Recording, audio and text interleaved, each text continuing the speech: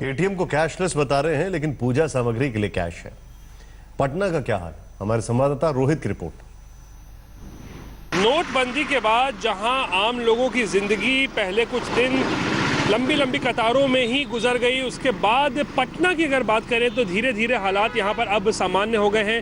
लेकिन अभी भी कैसे कई एटीएम्स और बैंक्स हैं जहां के हालात शायद कभी खुशी कभी गम वाले हैं। यहाँ इस वक्त हम पाटलिपुत्रा कॉलोनी में हैं और यहाँ पर यहाँ देख सकते हैं एसबीआई के यहाँ तीन एटीएम सेंटर्स हैं, तीन मशीनें हैं।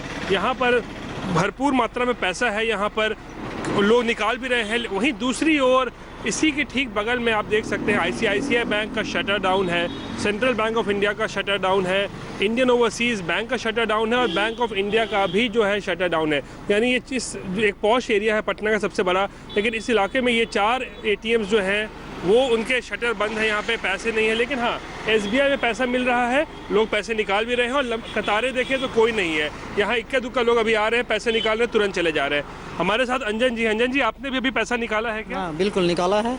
कितने पैसे भी आपने निकाले? 2000 रुपये का नोट है, 2000 निकलता ही है। मुंबई में दहिसर टोल नाके का जायजा लिया हमारे सहयोगी सौरभ ने।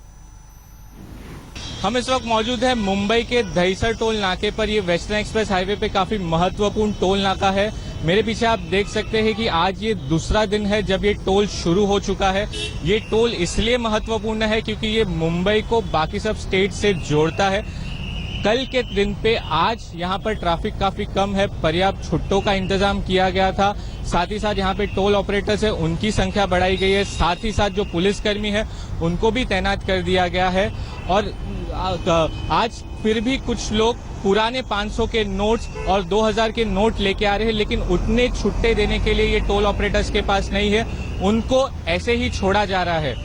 टोल ऑपरेटर्स का साथ ही साथ ये भी कहना है कि कल से यहाँ पर स्वाइप मशीन्स लग जाएगी। टोटल 14 स्वाइप मशीन्स यहाँ पे मंगाई गई है। उसके बाद ये और स्मूथली यहाँ पे काम चलेगा। मुंबई से कैमरा पर्सन विजय देसाई के साथ सौरभ वक्तानिया, आज तक। चंडीगढ़ से संवाददाता मंजीत सहगल बता रहे हैं कि आज भी कैश के लिए लोगों को कैसे इंतजार करना पड़ रहा है। वीरवार को वेतन मिलने के बाद आज ये चौथा दिन है। हम इस वक्त चंडीगढ़ के सेक्टर 17 में खड़े हैं। देख सकते हैं मेरी बाईं ओर स्टेट बैंक ऑफ इंडिया के बाहर लंबी 2 कतारें लगी हुई हैं। लोगों को अभी भी पैसा नहीं मिल पा रहा है। ज्यादातर एटीएम खाली पड़े हैं और कुछ लोग एटीएम की जो लाइन में लगते हैं, आइए उनसे बात करते हैं। आपका नाम? राकेश जी, आप इलेक्शन ऑफिस? हाँ जी, इलेक्शन ऑफिस में गवर्नमेंट जॉब। तो आपको सैलरी मिल गई है? सैलरी अभी मैं है ही नहीं, वैसे जब अभी आई नहीं खाते में। पहले जो पुराने थे उसको लाने के मैं 9:30 से 8-9 एटीएम में घूम चुका हूँ, 17 के उधर 22 सेक्टर में भी। अभी किसी में अभी यहाँ खड़ा हूँ, इसमें भी कह रहे हैं 2000 रुपये सिर्फ निकल रहे हैं। 2500 की लिमिट जो फिक्स की हुई है उसमें भी नहीं निकल, सिर्फ 2000 रुपये निकल रही है। ऐसे ही है, बस छोटे छोटे चंक्स में निकाल रहे हैं। बैंक जाते हैं, किसी भी बैंक में कैश नहीं अवेलेबल। मैं पंजाब यूनिवर्सिटी में जॉब करता हूँ, हमारी अपनी इन हाउस ब्रांच है, वहाँ भी कैश नहीं है, एटीएम बंद है। पीजीआई में भी गया, वहाँ पे भी एटीएम नहीं है। मतलब पीजीआई जैसे संस्थान में भी पैसे नहीं है, मतलब रियली डिफिकल्ट फॉर पेशेंट्स। अब यहाँ पर आया हूँ घूमते घुमाते और यहाँ पता चल रहा है यहाँ भी 2000 है और काफी देर से खड़ा हूँ। तो हमने देखा बहुत सारे लोग, आज संडे है, आराम का दिन है, लोग अभी भी लाइन में लगे हुए हैं। आराम के दिन जहां उनको घर में आराम करना चाहिए था, आज वो एटीएम के बाहर लाइन्स में लगे हुए हैं। ज्यादातर एटीएम्स चंडीगढ़ के बंद पड़े हैं, लेकिन कुछ एक एटीएम्स हैं वो खुले हैं। लंबी लाइनें सुबह से लगी हुई हैं, लोग परेशानी झेल रहे हैं। बावजूद इसके कि आज संडे है, लेकिन इनके लिए कोई फंडे नहीं। ये लोग लाइन में लगकर एटीएम्स के बाहर 2000 रुपए की जो विड्रॉल है उसके लिए इंतजार कर रहे हैं। कैमरामैन दिलीप साहू के साथ मंजीत सहगल, चंडीगढ़, आज तक। एटीएम पर रविवार को लगी लंबी कतारें आपने देखी, लेकिन अब आपको दिखाते हैं कतार में टूटती सांसों की डोर।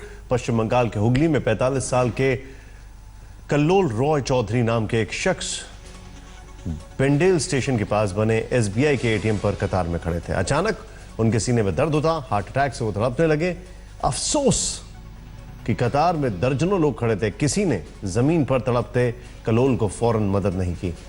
आधे घंटे के बाद एटीएम की सुरक्षा में तैनात गार्ड ने उन्हें देखा तो ऑटो बुलाकर अस्पताल के लिए रवाना किया, लेकिन देर हो चुकी थी और कलोल नाम के शख्स ने दम तोड़ दिया। तस्वीरों में साफ है कि लोगों ने अपने सामने दम तोड़ते एक शख्स को कोई मदद नहीं की। इंसानियत को भी दुखी करने वाली तस्वीर। नोटबंदी पर कांग्रेस ने फिर मोदी सरकार पर निशाना साधा। आज तक संवाददाता रोहित सिंह से खास बातचीत में दिग्विजय सिंह ने 13,000 करोड़ का खुलासा करने वाले महेश शाह का जिक्र करते हुए कहा कि काला धन लाने की मोदी सरकार की एक कवायद छलावा है। गुजरात के प्रॉपर्टी डीलर महेश शाह ने कल खुद चैनलों पर बैठ के इस बात की तस्दीक की कि उसने बहुत सारे तकरीबन 14,000 करोड़ रुपए जो है अनडिस्क्लोज इनकम जो बताया था इनकम टैक्स को, वो काला धन था और बड़े बड़े राजनेताओं के नाम भी इसमें शामिल हो सकते हैं। बात करते हैं दिग्विजय सिंह जी से, कांग्रेस के जो जनरल सेक्रेटरी हैं। दिग्विजय जी, कल आपने भी देखा होगा सारा जो उन्होंने कबूलनामा एक तरीके से किया था, क्या कहना है इस पर? ये बहुत ही गंभीर विषय है और इसे तत्काल सुप्रीम कोर्ट के द्वारा जो एसआईटी नियुक्त की गई है उसको ये प्रकरण सौंपा जाना चाहिए। साथ में हैदराबाद का वो प्रकरण भी सौंपा जाना चाहिए जिसमें कि लगभग 10,000 करोड़ का जो डिक्लेरेशन हुआ था वो फेक निकला है। ये दोनों जो हैं इन्हें सुप्रीम कोर्ट मॉनिटर्ड एसआईटी को सौंपा जाना चाहिए। सीबीआई जांच की भी आप बात कर रहे थे क्या? जी, सीबीआई के बजाय बेहतर ये होगा कि जब एसआईटी पहले से कालाधन की लगी हुई है उसी को देना चाहिए। तो आपको क्या लगता है इस तरीके के जो डिस्क्लोजर्स हो रहे हैं, ये जो डीमोनेटाइजेशन का शुरू हुई है प्रक्रिया, इसको क्या एक बड़ा डेंट लगता है इस चीज से? पहली बात तो यह है कि डीमोनेटाइजेशन का जो प्रोसेस है जिन उद्देश्यों के लिए किया गया है वो पूरी तरीके से असफल हुए हैं और होंगे भी, क्योंकि प्रैक्टिकल नहीं है।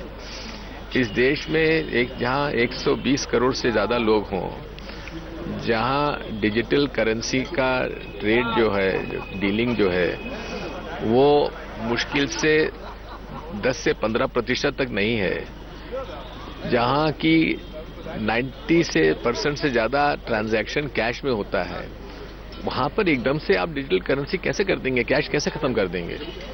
सर, आप कह रहे थे कि आप ब्लैक को व्हाइट करने की जो पूरी कवायद 70-30 के फॉर्मूले पे क्या बीजेपी वाले कर रहे हैं, खासकर गुजरात में? निश्चित तौर पर मैं कहता हूं कि हमारे इस आरोप को नहीं, आप ही के मिस्टर ओझा जो बीजेपी के फॉर्मर एमएलए हैं, उन्हीं के लेटर पर आप एक्ट कर लीजिए।